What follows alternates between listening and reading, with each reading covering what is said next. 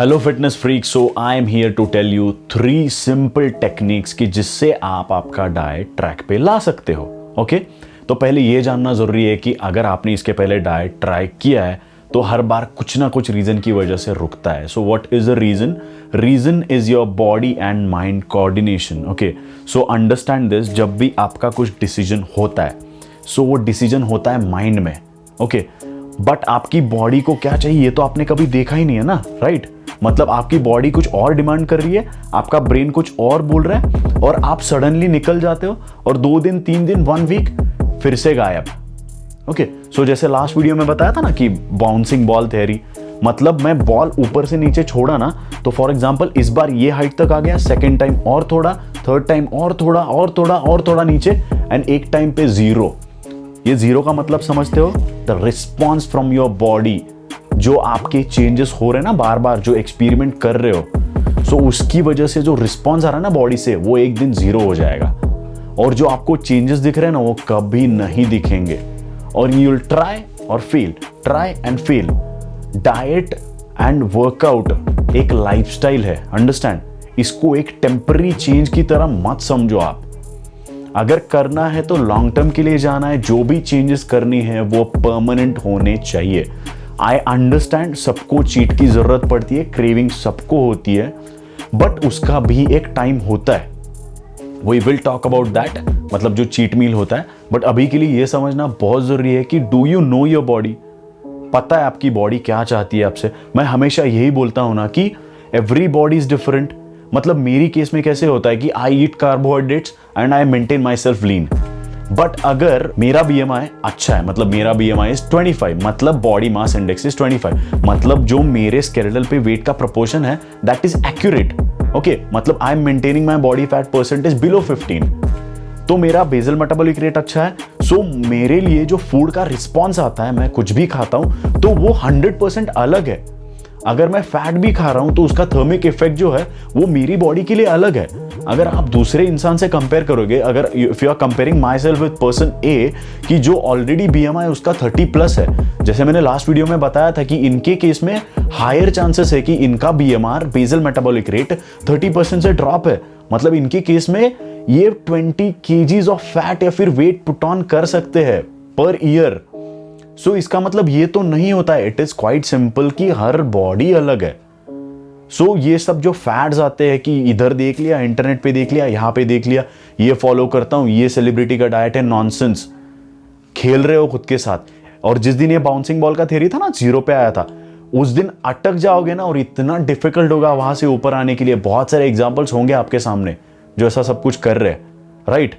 So stay tune, मैं आपको ऐसे सिंपल 3 पॉइंट्स बताने वाला हूं कि जो लाइफ टाइम आपको चेंजेस करने हैं जिससे ये सब इंपैक्ट जो आते हैं, नेगेटिव इंपैक्ट, वो नहीं आएंगे। So point number 1 is cut down your sugar. Sugar means I am talking about processed sugar, I am talking about simple carbohydrates. What is simple carbohydrates? कि जिनका ग्लाइसेमिक इंडेक्स ज्यादा है। अगर आप कोई भी फूड लेके आते हो तो गो एंड चेक आउट कि उसका ग्लाइसेमिक इंडेक्स क्या है। फॉर एग्जांपल, अगर आप कुछ लेके आते हो, फॉर एग्जांपल समोसा जो आपका फेवरेट है, मेरा नहीं है, अगर आप समोसा लेके आते हो, गूगल इट कि इसका ग्लाइसेमिक इंडेक्स क्या है।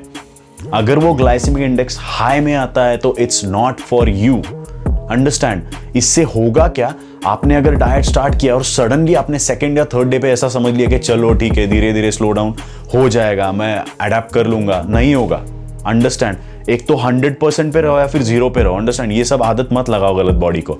इससे आपका जो डिसीजन है ना वो खराब होगा, क्योंकि जैसे ही शुगर आता है ना, so your body will start craving for that energy, understand? जैसे मैंने पिछले वीडियो में बताया था कि रिसेप्टर्स अगर एक्टिवेट भी है तो ओवर शुगर की वजह से इंसुलिन भी एक्टिवेट हो रहा है, वो सब लेके जा रहा है, एंड अगेन वो आप ओवर ईटिंग की साइकिल में फंस रहे हो कि आज एक समोसा खा लिया, कल जाके 2 खाएगा, 3 खाएगा, और वो शुगर क्रेविंग्स कंटिन्यूसली रहेंगी।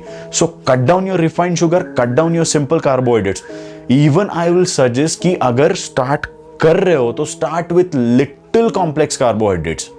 ओके, क्योंकि पता नहीं है, diet is all about trial and error. आपको धीरे धीरे धीरे धीरे समझना है कि बॉडी किस फूड को कैसे रिस्पॉन्ड कर रही है। So this was first point, cut down your sugar, simple carbohydrates बिल्कुल नहीं लेने। Start your day with high protein and high fat.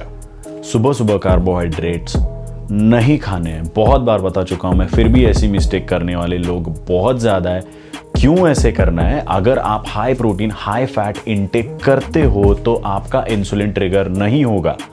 Okay, that means आपका जो कॉर्टिसोल है वो हाई रहेगा।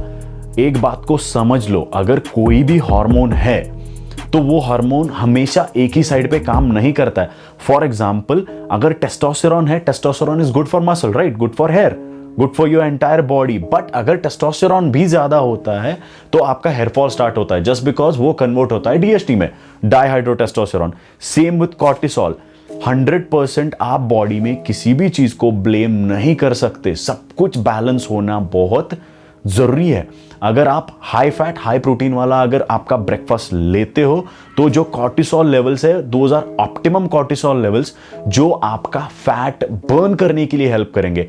That means you're start your day कि जो आपकी बॉडी है वो ऑलरेडी फैट बर्निंग मशीन है।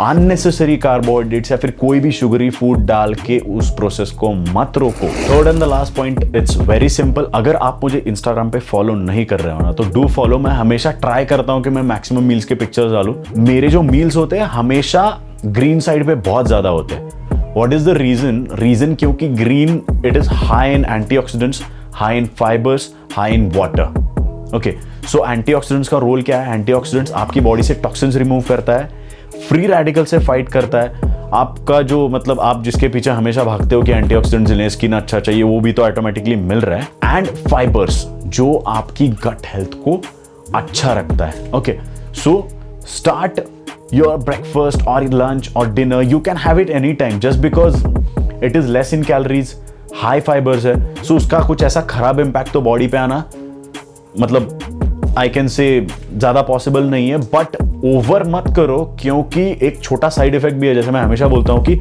दूसरा साइड भी होता है। जैसे हार्मोन का दूसरा साइड है, वैसे इसका भी दूसरा साइड है कि मिनरल डेफिशिएंसी आता है। फाइबर ये सब कुछ एब्सॉर्ब करके लेके जा सकते हैं।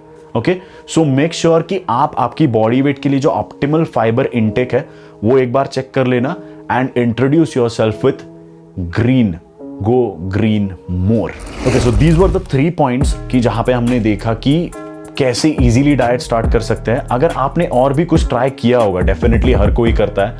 मतलब I am not the pro, I am pro, but जो प्रो है जिनको लगता है कि उन्होंने कुछ ट्राई किया और जिसने वर्क भी किया है, so you can tell me in the comment box कि आपने जो ट्राई किया और इससे ये बेनिफिट हुआ। सो वो सबको पता चले। अगर आप ने मुझे इंस्टाग्राम पे अब तक फॉलो नहीं किया है so you can follow me there.